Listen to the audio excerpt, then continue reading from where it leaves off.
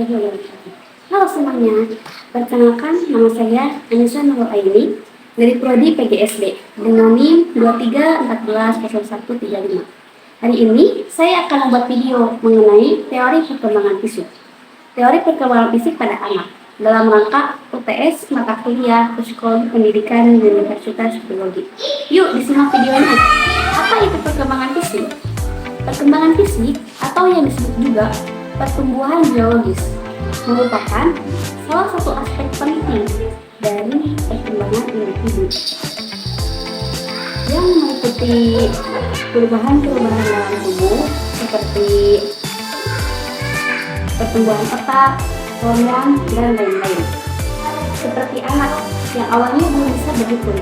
Nah, semakin bertambahnya usia dan perkembangannya bagus, anak itu lambat laun menjadi bisa menghitung. Selanjutnya, perkembangan motorik.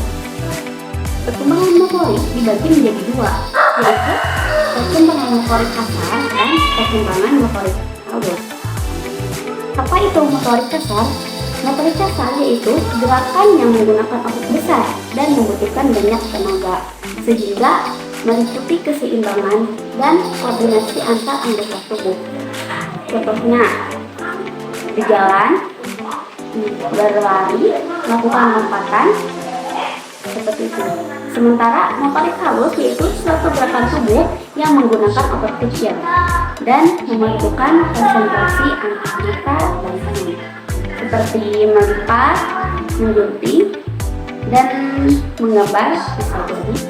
Berikutnya, ini adalah salah satu teori perkembangan fisik menurut salah satu ahli. Perkembangan fisik menurut Piaget. Menurut Piaget adalah teori yang menjelaskan bagaimana manusia tumbuh dan berkembang secara fisik sejalan dengan perkembangan kognitif mereka. Piaget, yang juga seorang ahli biologi, mengaitkan tahapan perkembangan fisik dengan tahapan perkembangan kognitif. Menurut Piaget, perkembangan fisik dan kognitif manusia dipengaruhi oleh faktor genetik, biologis, dan lingkungan, serta berlangsung secara berurutan dan teratur. Piaget membagi perkembangan fisik dan kognitif kemanusiaan menjadi 4 tahap, yaitu 1. Yang pertama, sensor motorik, yaitu 0 sampai 2 tahun. Tahapan ini, anak belajar mengenai objek dan kejadian di sekitar mereka melalui indera dengan gerakan. Selanjutnya, pra-operasi anak, umur 2 sampai 7 tahun. Pada tahapan ini, anak mulai menggunakan simbol untuk mewakili objek yang ada di sekitar mereka, seperti kata-kata, gambar, dan mainan. Selanjutnya, operasional konsep, yaitu umur 7 sampai 11 tahun.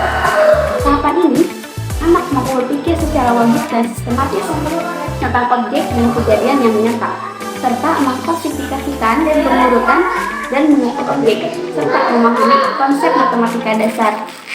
Selanjutnya, operasional formal, umur 11 sampai dewasa. Data ini, anak mampu berpikir secara abstrak, hipotesis tentang objek dan kejadian yang nyata. Atau mungkin anak juga mampu melakukan penalaran dedukatif, indikatif, dan ilmiah, serta memecahkan masalah yang kompleks. Selain itu, ada beberapa jenis-jenis gangguan perkembangan fisik pada usia 0 sampai 13 tahun. Gangguan bahasa, yaitu gangguan bahasa dan bicara. Gangguan bahasa dan bicara. Yang kedua, motorik. Kemampuan motorik adalah keterampilan untuk menggerakkan anggota tubuh yang melibatkan tulang dan otot-otot. Gangguan tersebut bisa disebabkan oleh banyak hal, seperti cacat koordinasi lutut, lumpuh otak. Selanjutnya, masalah pada penglihatan motorik.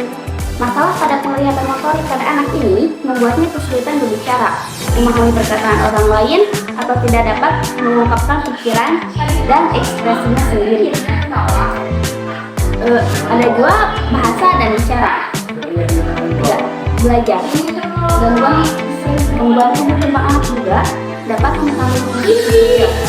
Kondisi ini bisa tampak jelas seperti perbedaan fisik yang mengharuskan anak menggunakan kursi roda ataupun kondisi yang tidak terlihat.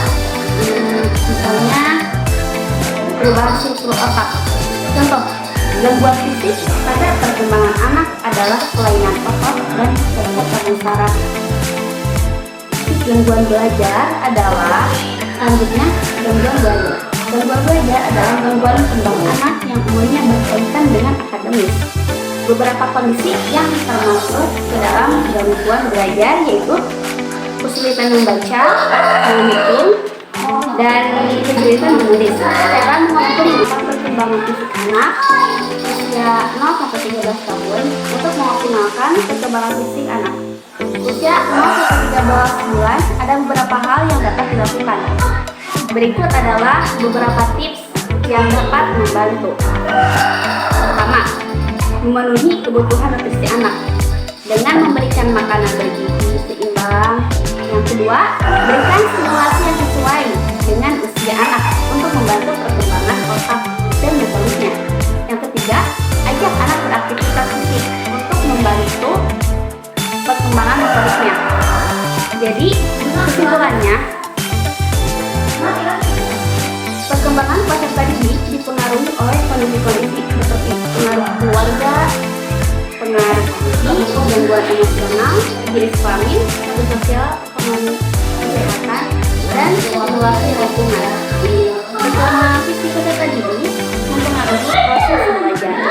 Pasti ya, peserta didik proses belajar sehingga sangat penting bagi pendidik untuk memahami karakteristik perkembangan fisik peserta didiknya.